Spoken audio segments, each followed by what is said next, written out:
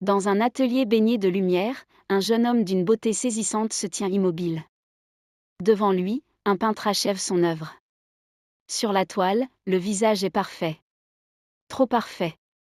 Et dans l'air flotte déjà quelque chose d'étrange, comme si ce portrait allait capturer bien plus qu'une simple apparence. Ce moment, presque anodin, va ouvrir une brèche. Une brèche où le temps, le désir et la conscience vont se déformer. Et rien, absolument rien, ne sera plus jamais comme avant.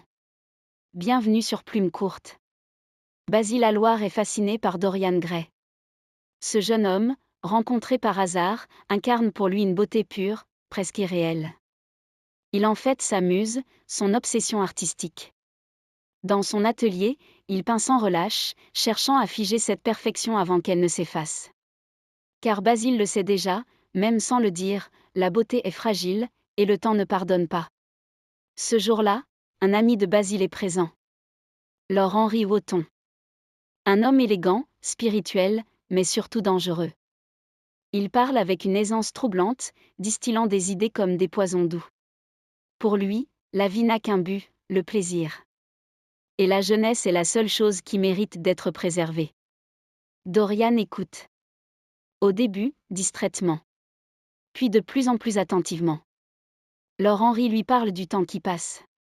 De la beauté qui disparaît. De cette fatalité que personne ne peut éviter. Chaque mot s'imprime en lui. Chaque phrase s'enracine.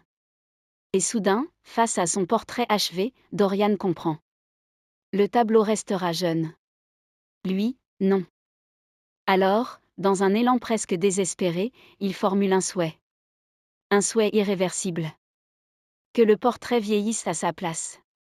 Que lui conserve à jamais sa jeunesse. Peu importe le prix. Ce qu'il ne sait pas encore, c'est que ce vœu va être exaucé. Peu après, Dorian rencontre Sibylle Vann. Une jeune actrice de théâtre. Sur scène, elle est sublime. Elle incarne chaque rôle avec une intensité bouleversante. Pour Dorian, c'est un enchantement. Il tombe amoureux d'elle presque instantanément. Mais ce qu'il aime vraiment, ce n'est pas Sibylle. C'est ce qu'elle représente. L'illusion. L'art. La beauté incarnée dans le jeu. Il la surnomme même « princesse ». Sibylle, elle, est sincère. Profondément. Elle voit en Dorian un être exceptionnel. Quelqu'un qui dépasse tout ce qu'elle a connu. Elle l'aime sans retenue. Et cet amour va tout changer. Le soir où Dorian revient la voir jouer, tout bascule. Sibylle est mauvaise. Médiocre. Presque ridicule. Elle ne joue plus. Elle ressent. Elle explique à Dorian qu'elle ne peut plus feindre l'amour sur scène, maintenant qu'elle l'a connu pour de vrai. Mais pour Dorian, c'est une trahison. La magie est brisée. Sans émotion, presque avec cruauté, il la rejette. Il lui reproche d'avoir perdu ce qui faisait sa valeur à ses yeux. Et il part. Le lendemain, Sibylle Vann est retrouvée morte. Elle s'est suicidée. La nouvelle bouleverse Dorian, mais pas longtemps. Laure-Henri intervient. Il transforme le drame en spectacle. En expérience esthétique. Peu à peu, Dorian adopte cette vision. Et ce soir-là, pour la première fois, quelque chose change. Pas sur son visage. Sur le portrait. Le regard peint devient légèrement cruel. Presque imperceptible. Mais réel. Dorian comprend alors.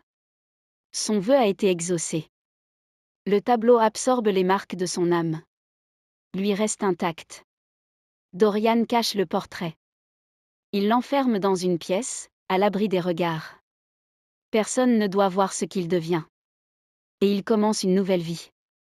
Une vie dédiée aux sensations, aux expériences, aux excès. Il fréquente les cercles les plus raffinés. Collectionne les objets rares. S'intéresse aux parfums, aux tissus, aux bijoux, aux musiques venues d'ailleurs. Il s'entoure de beauté, sous toutes ses formes. Mais derrière cette façade, quelque chose s'assombrit. Des rumeurs circulent. Des vies brisées. Des réputations détruites. Des jeunes gens corrompus par son influence. Et pourtant, lorsqu'on regarde Dorian, rien ne trahit ses dérives. Il est toujours aussi jeune. Toujours aussi parfait. Seul le portrait raconte la vérité. Les années passent. Le visage peint se déforme. Les traits se durcissent. Les yeux deviennent froids. Le sourire, cruel. C'est le reflet exact de ce que Dorian devient. Un soir, Basil Hallward revient dans sa vie. Il a entendu les rumeurs. Il ne veut pas y croire. Il cherche à comprendre. Dorian l'écoute. Puis, dans un mélange de défi et de fatigue, il décide de lui montrer le portrait. Basil découvre alors l'horreur. Le tableau n'a plus rien de beau. C'est un visage corrompu, déformé, marqué par les péchés et la cruauté. Il est bouleversé. Il supplie Dorian de se repentir. De changer. Mais il est trop tard. Dans un moment de panique ou de rage, Dorian saisit un couteau. Et il tue Basil. Le peintre tombe. Mort. Dans la pièce, le portrait observe. Encore une fois, il change. Il devient plus hideux encore. Dorian, lui, reste intact. Pour se débarrasser du corps, il fait appel à un ancien ami, Alan Campbell. Sous la menace, il le contraint à faire disparaître le cadavre. Le secret est préservé. Mais la tension monte. La culpabilité, elle, ne disparaît pas. Elle se transforme.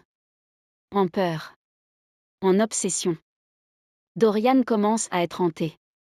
Par le souvenir de Basil. Par le regard du portrait.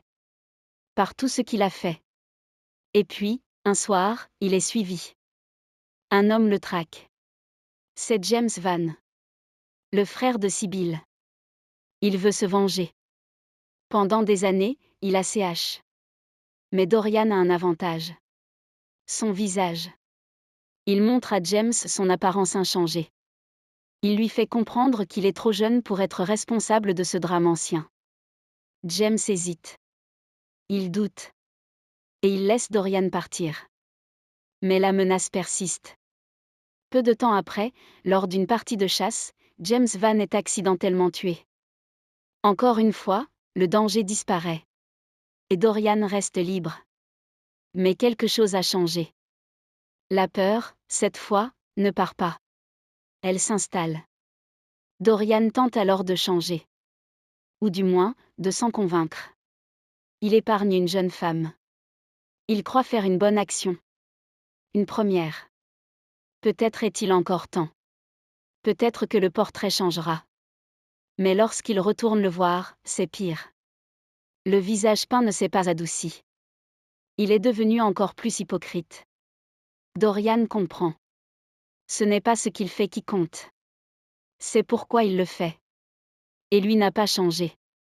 Pas vraiment. Alors, dans un dernier élan, il prend une décision. Il va détruire le portrait. Mettre fin à tout ça. Il monte dans la pièce. Regarde une dernière fois cette version monstrueuse de lui-même. Et il frappe. Le couteau traverse la toile. Un cri retentit. Les domestiques accourent. Dans la pièce, il découvre un homme étendu au sol. Un vieillard. Le visage ravagé, méconnaissable. Dans son cœur, le couteau. Et sur le mur, le portrait. Parfait. Jeune. Intact. Comme au premier jour. Dorian Gray est mort. Et pour la première fois depuis longtemps, la vérité a repris sa place.